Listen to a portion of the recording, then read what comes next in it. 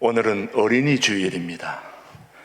1920년대 우리 대한민국이, 우리나라가 일본의 식민지로 있을 때에만 해도 어린이라는 이름도 존재하지 않았고 또 어린이라는 말조차도 쓰지 못했던 그때였습니다.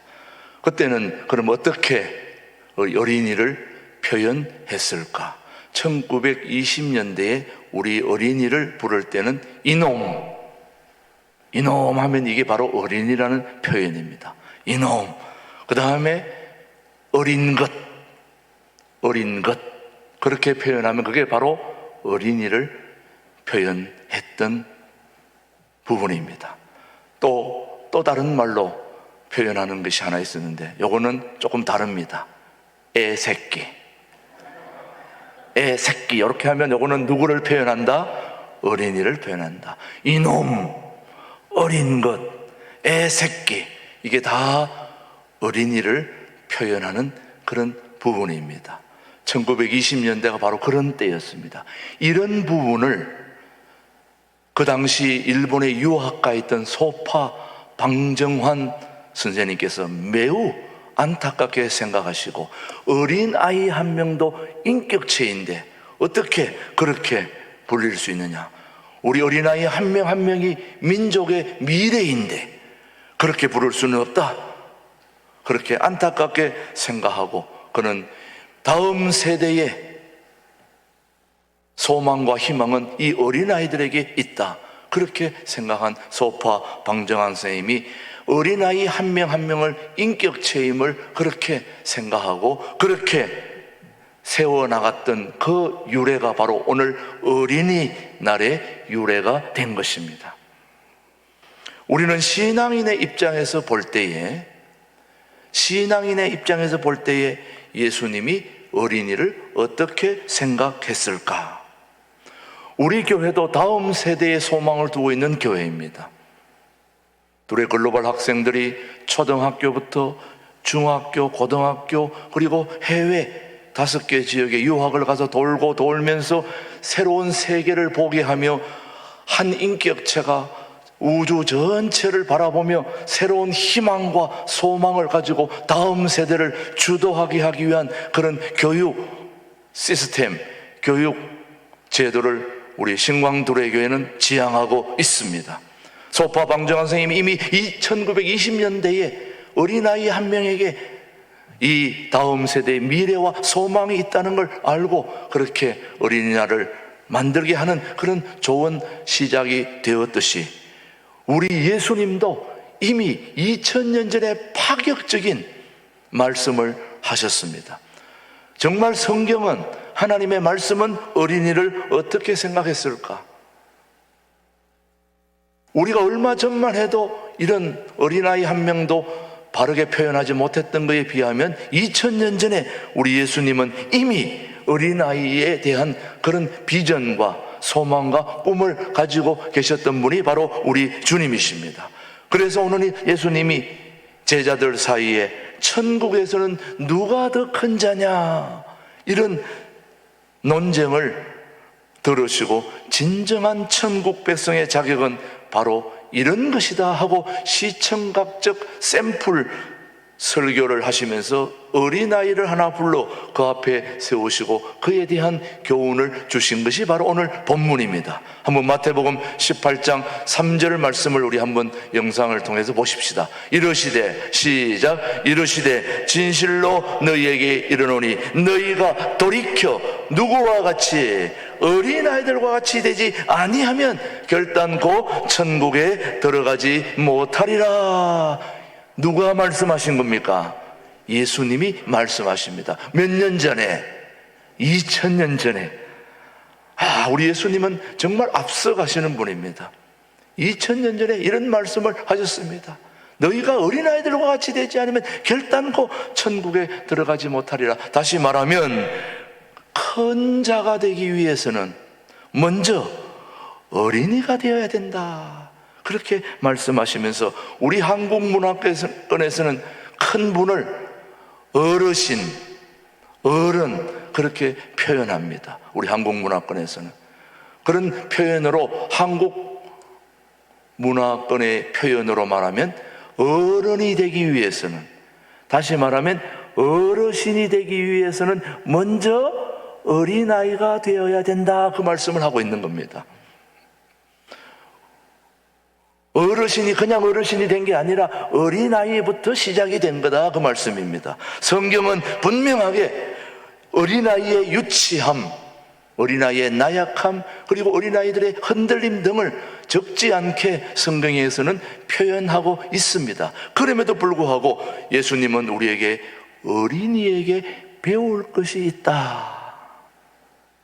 어린이들의 유치함, 어린이들의 나약함, 어린이들의 흔들림, 어린이들을 보면 우리가 쟤들한테 뭘 배울까라고 생각할 수 있는 그 어린아이들에게도 우리가 배울 점이 있다고 예수님은 그들에게 배울 것이 있음을 오늘 우리에게 알려주는데, 오늘 적어도 3가지 정도를 우리가 한번 살펴보려고 합니다. 첫 번째, 천국 백성으로서, 다시 말하면 저와 여러분들은 천국 백성이고 예수님의 제자들입니다.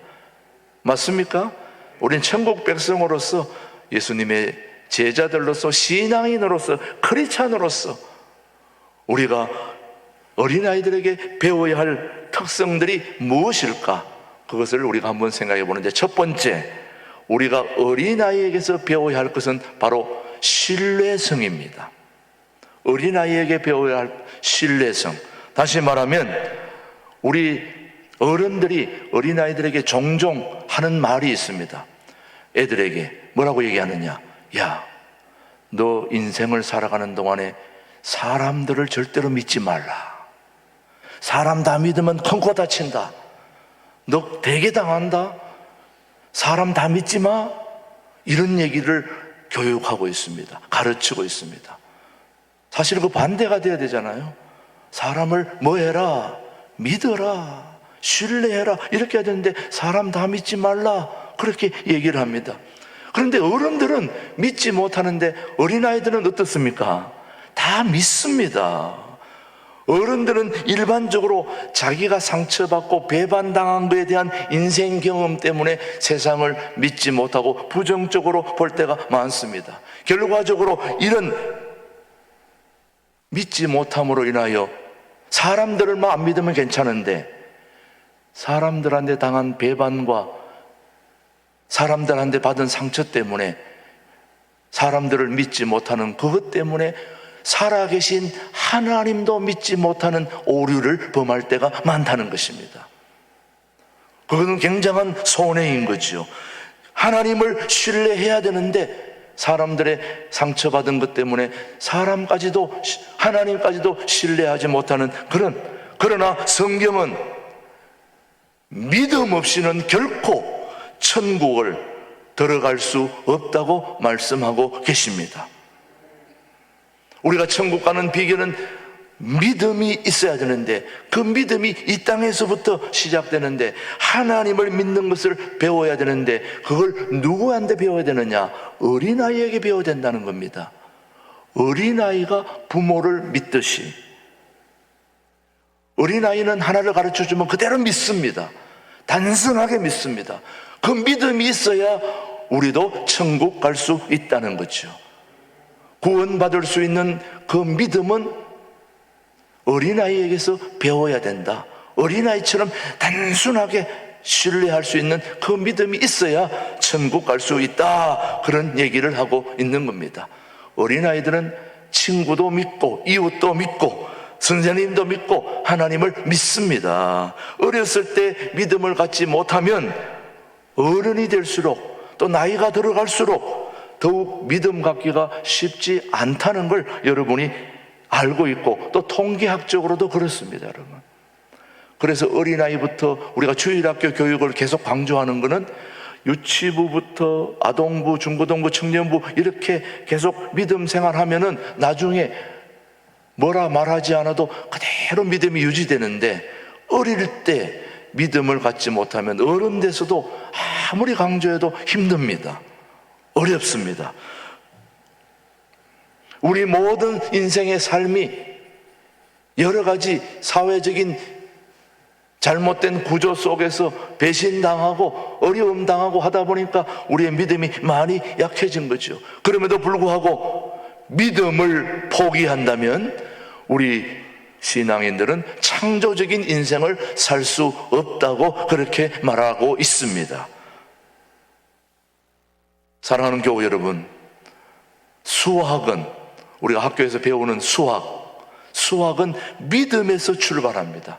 수학의 공식은 믿지 않으면 풀리지가 않아요.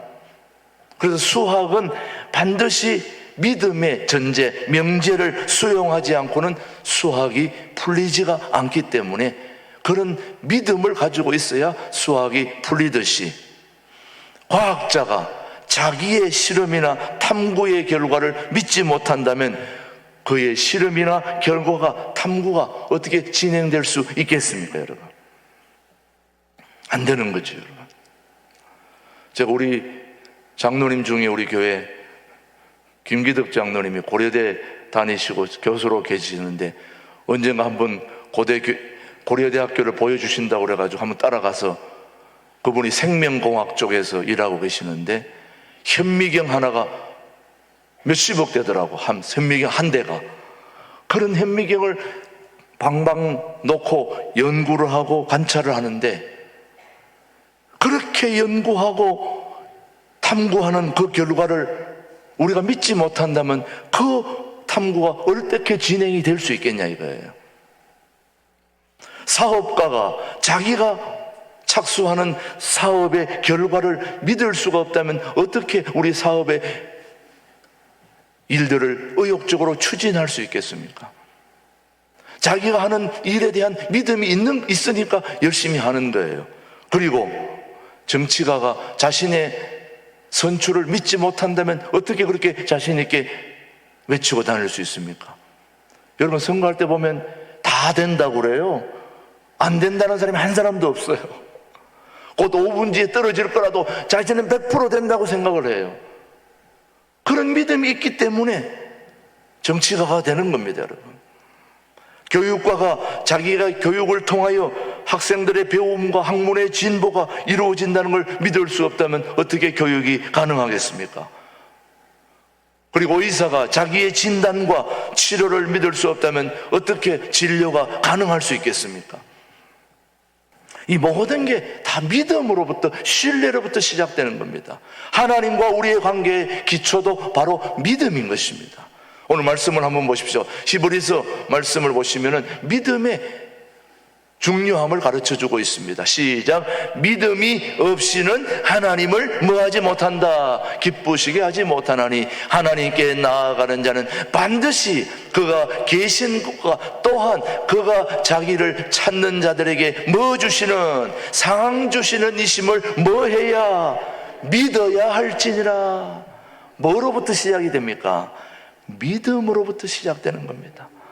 하나님과 우리의 관계도 믿음으로 시작하고 사람과 사람의 관계도 믿음으로 시작하는 겁니다. 저는 여러분을 믿습니다. 여러분도 저를 믿는 거죠. 그러니까 오늘 설교를 듣고 있는 거죠. 제 설교가 새빨간 거짓말이라고 한다면 여러분이 이 자리에 앉아 있을 수 있겠습니까? 적어도 여러분이 저를 믿으니까 얘가 얘기하는 말씀을 설교라고 하나님의 말씀이라고 듣는 이유는 저 하나님의 말씀 전하는 것이 분명 틀림없다, 확실하다라고 하고 있기에 듣고 있는 건 아니겠습니까? 계속해서 요한복음 1장 12절 보십시오. 우리의 구원이 어떻게 되는지 시작. 영접하는 자 곧 그 이름을 믿는 자들에게는 하나님의 자녀가 되는 권세를 주셨으니 뭐 하는 자들에게입니까? 믿는 자들에게 하나님의 자녀가 되는 권세를 주셨다. 그러므로 우리는 뭘 배워야 된다는 겁니까? 믿음을 배워야 되는데 그 믿음을 누구에게 배워야 됩니까? 어린아이에게서 배워야 된다는 겁니다. 오늘 어린이날이만 그렇게 생각하는 게 아니라 우리 어린이에게 배워야 할 중요한 것 하나가 바로 신뢰성입니다. 믿음입니다. 믿음. 오늘 신광도래교 일부 나오신 우리 학생들과 우리 모든 교우들은 어린아이로부터 신뢰, 믿음을 배울 수 있게 되기를 바랍니다. 두 번째, 우리 어린이에게 배울 수 있는 것이 바로 단순성입니다. 뭐라고요? 단순성, 단순함을 배워야 됩니다. 사랑하는 교우 여러분, 단순성의 반대는 무슨 말일까요? 복잡성입니다. 어른들의 사고는 복잡합니다. 그러나 아이들의 사고는 단순합니다. 단순하기 때문에 잘 믿고 잘 따라가요. 어린아이들을 보면 그대로 그냥 순수하게 믿어요. 근데 어른은 벌써 그 앞을 보고 믿지 않고 통밥을 굴립니다. 어른들은 하도 많은 걸 경험하다 보니까 복잡하니까 바로 믿지 않습니다. 무슨 말을 하면 이거 왜 얘기했을까? 그 다음에 무슨 말을 할까? 이게 거짓말일까 진실일까? 계속 따지는 거예요. 근데 어린아이는 단순하게 믿어버려요.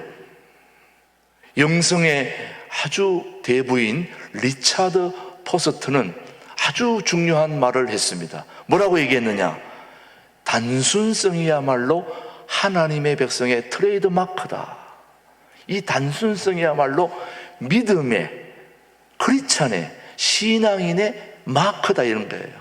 믿는 사람은, 신앙인은, 크리스찬은, 예수 믿는 사람은 뭘 내세워야 되느냐? 단순함을 내세워야 된다는 겁니다.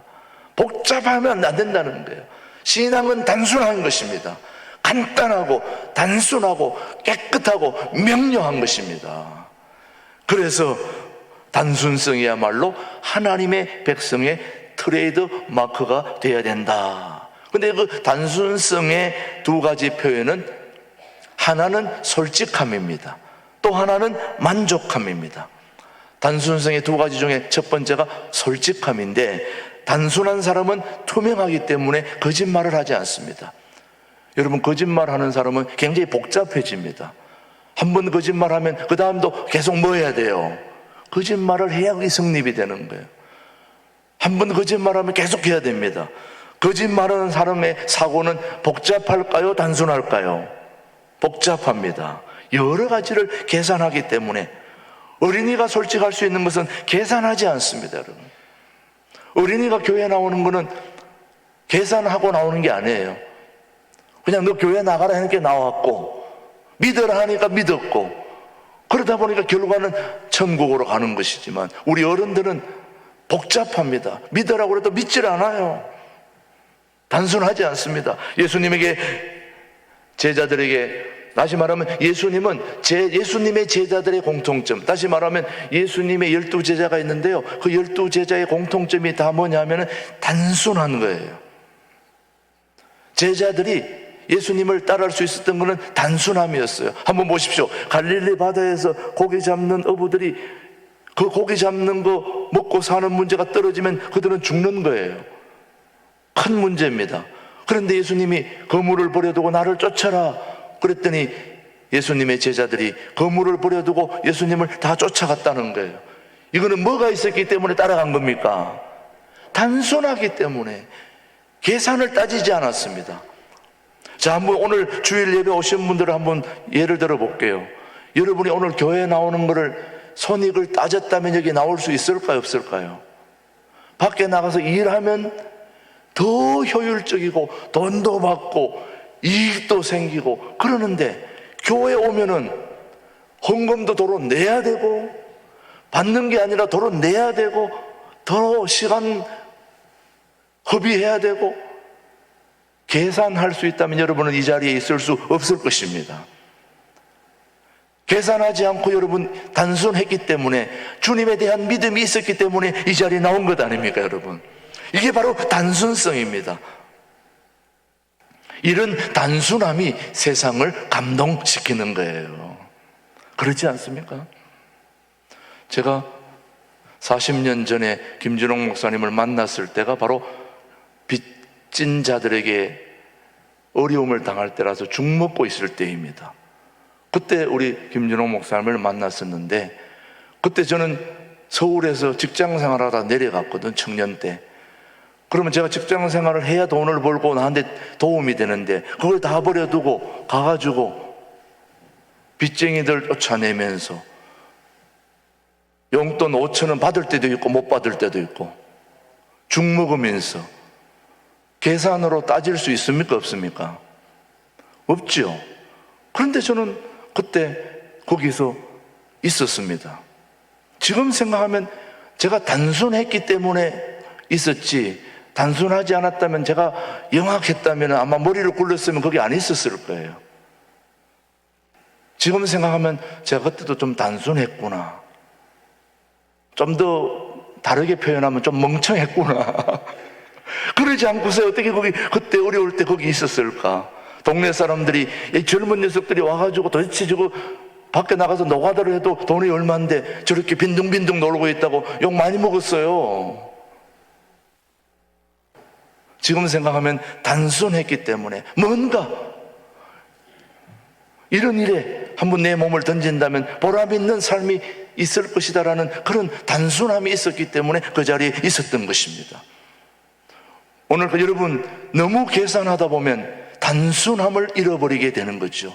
그 단순함이 힘이라는 걸 오늘 여러분이 기억해야 됩니다. 마태복음 18장 4절은 우리에게 교훈하고 있습니다. 우리 마태복음 18장 4절 말씀 한번 보십시오. 그러므로 시작.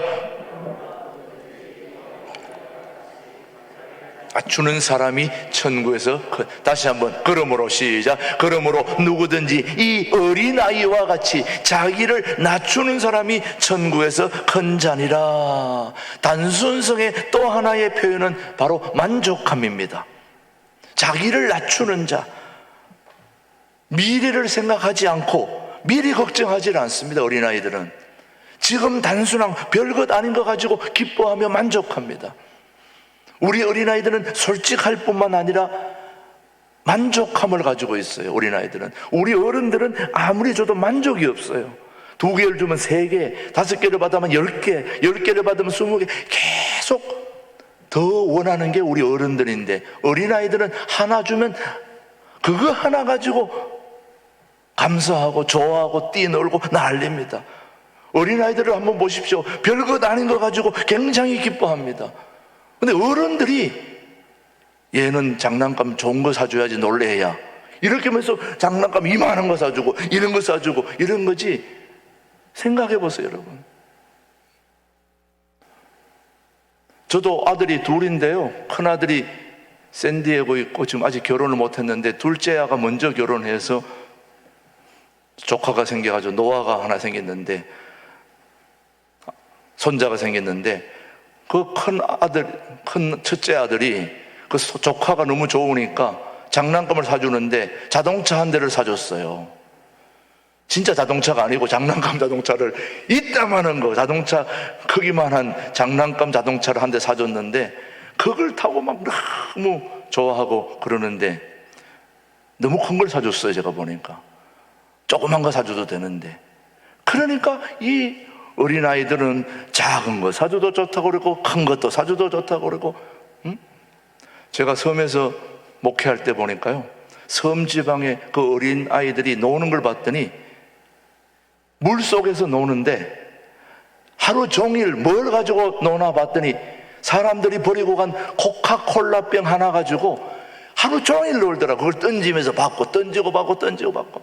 우리는 막 배구공, 농구공 이런 걸 가져가서 막 해도 부족한데, 그 어린아이들은 콜라병 하나 가지고 매일같이 그거 가지고 놀아요.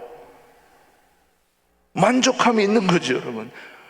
근데 우리는 만족함이 없는 거예요. 너무 많이 받아가지고. 그래서 우리는 문제가, 오늘의 가치관은 현대인들에게 단순한 행복을 빼앗아가고 말았다는 거죠, 여러분. 어린아이들에게 배울 것은 단순성입니다. 우리가 사실 눈을 떠서 보면 우리 주변에는 여기저기서 만족할 수 있는 행복이 지천으로 깔려져 있는데도 불구하고 우리는 만족함이 없는 것입니다. 오늘 그거는 우리를 반성해야 됩니다. 우리 어린이들에게 배워야 할 점, 단순성. 단순성은 솔직하고 만족함, 무엇 하나 받아도 감사해야 되는 거 아닙니까, 여러분? 오늘 우리가 하나님께로부터 받은 것들이 얼마나 많습니까, 여러분? 감사해야 되지 않습니까, 여러분? 고마워해야 되지 않습니까? 우리는 코로나로 인하여 그동안 어려웠을 때도 마음껏 장소가 넓으니까 예배할 수 있다는 게 감사하고, 밖에도 또 뭐 풋살장, 뭐 농구장, 뭐 얼마나 이 좋은 환경에서 우리가 사는데도 그래도 만족함이 없다면 그게 사람입니까, 여러분? 오늘 우리는 모두 배워야 할 중요한 하나가 어린이에게서 배워야 되는데, 그게 바로 단순성입니다. 이 단순성은 누구한테 배워야 된다고요? 어린이에게서 배울 수 있게 되기를 바랍니다. 한 가지 더 우리가 배우기를 바랍니다. 우리가 어린이에게 배워야 할 것은 하나의 신뢰성, 믿음의 관계를 우리가 배웠다면, 두 번째는 단순한 것을 배워야 되고, 세 번째는 개방성을 배워야 됩니다. 우리 아이들은 다 이렇게 열린 마음이 되어 있어요. 우리 어른들은 마음을 열지를 않습니다. 쉽지 않습니다. 마음을 열려면은 굉장히 시간이 걸리는데 어린아이들은 금방 열립니다. 어린아이 한번 보세요. 누가 어린아이를 안고 오면은 누가 옆에다가 가면 금방 웃고 금방 이렇게 친해지잖아요. 어른들은 만나면은 째려보고 너 뭐야? 어디서 왔어? 그래 한참 동안 시간이 가야 가까워지는데 어린아이들은 그런 게 없습니다. 다 금방. 자, 사랑하는 교회 여러분, 어린아이들에게는 모든 것이 새롭습니다. 개방성이 있기 때문에, 마음을 열기 때문에 하나님을 더 알고 싶어하고 하나님이 만든 세상을 더 깊이 알고 싶어하는 그런 생각들이 어린아이들에게는 무궁무진한 것입니다. 하나님이 예비하신 천국의 신비를 더 알고 싶어하는 것이 어린아이들입니다. 그런데 천국 백성들의 그 특성인 개방성을 우리 어른들은 결여하고 있다는 것이죠. 그런데 당시 예수님의 제자들은 이 본질적인 것들에 대한 호기심을 뒤로 제치고 비본질적인 것들을 가지고 논쟁을 벌입니다. 누가 천국에서 크냐? 네가 크냐? 내가 크냐? 이런 문제를 가지고 논쟁하고 있을 때 우리 주님이 어린아이를 데리고 와서 천국에서 큰 자는 이 어린아이와 같이 낮아지지 않으면, 섬기지 아니하면, 다시 말하면 신뢰성, 단순성, 개방성을 갖지 않고서는 어디서도 큰 자가 될 수 없다는 그런 교훈을 우리에게 보여주고 있는 것입니다. 예수님은 진정한 어른이 되려면 먼저 어린아이부터 되어야 된다, 그렇게 말씀하고 있는 것입니다. 유대의 랍비인 시드니 그린버그는 정상적인 청년과 정신적인 노인의 차이를 구별해서 말했습니다. 이 어린이날만 되면 제가 여러분들에게 한 번씩 소개하는 글들인데, 정신적인 청년과 정신적인 노인의 차이. 자, 한번 여러분이 들어보시면 여러분이 노인인지 청년인지, 제가 여기 일부 예배 앉아 계신 분들 중에서 연세가 지금 뭐 90에서부터 지금 우리 글로벌 학생들 10대까지 다 지금 앉아 있습니다만은, 누가 청년인지 누가 노인인지 한번 들어보십시오, 여러분. 우리가 첫 번째, 사람들을 믿는다면 청년이다. 그러나 사람들을 의심으로만 대한다면 노인이다. 이해가 가요? 두 번째, 우리가 받기보다 주고자 한다면 청년이다. 그러나 받기만을 기대하면 우리는 노인이다. 여러분이 노인이 안 되려면 막 주면 되는 거예요. 받으려면 생각하지 말고. 세 번째, 우리가 즐길 것을 즐길 줄 안다면 청년이다. 그러나 인생이 뜻대로 안 된다고 꿈을 포기하고 있다면 우리는 노인이다. 자, 또 하나, 우리가 새로운 아이디어를 찾고 있다면 청년이다. 그러나 만일 우리가 예로부터 존재한 편견에만 사로잡혀 있다면 우리는 뭐다? 노인이다. 새로운 아이디어를 계속 생각하고 있다면 우리는 나이가 들어서도 청년이다. 그러네. 죄송한 얘기지만 우리 장인 장모님이 여기서 같이 지금 우리가 예배를 드리고 있고, 이 동두천에 이제 시민으로 와 계십니다만은, 우리 장인 어른은 제가 한 가지만 좀 자랑할 게 있습니다. 지금 연세가 80 중반인데도 불구하고 아직도 계속 배우고 계세요.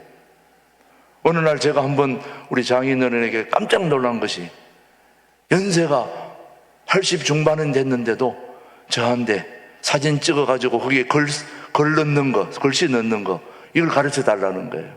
제가 좀 힘듭니다. 그거는 좀 배워야 됩니다. 그래도 괜찮다는 거예요. 제가 안 될 것 같아가 안 가르쳐 줬는데 어디서 배우셨는지 글을 넣어가지고 저한테 보내왔더라고요. 대단하지 않습니까? 그 연세에 일본 알파벳을 천정에 붙여놓고 하고 있더라고요. 노인입니까? 청년입니까? 우리가 아직도 성공을 위하여 일하고 있다면 청년이다. 그러나 공상만 일삼고 있다면 우리는 노인이다. 우리가 매력적인 사람이 되려고 노력한다면 청년이다. 그러나 더 이상 아름다움에 관심이 없다면 노인이다. 우리가 아직도 사랑을 찾고 있다면 청년이다. 그러나 우리가 고독을 떠나지 못한다면 우리는 노인이다. 우리가 아직도 행복을 추구하고 있다면 청년이다. 그러나 우리가 대가를 지불하려 하지 않고 행복을 찾는다면 우리는 노인이다. 우리가 사랑을 주고받을 줄 안다면 우리는 청년이다. 그러나 우리가 사랑을 받기만을 기대한다면 우리는 노인이다. 모든 것이 나의 성실성에 달려있다고 믿고 열심히 노력하고 있다면 우리는 청년이다. 그러나 그렇지 못하다면 우리는 노인이다. 우리 다음 주일이 어버이 주일입니다. 우리 모든 어버이들께서도 이 개방성을 지닌 신뢰성과 단순성과 그리고 개방성을 우리가 가지고 있다면 저는 우리 어르신들도 다 청년이라고 생각합니다. 청년이라고 생각합니다.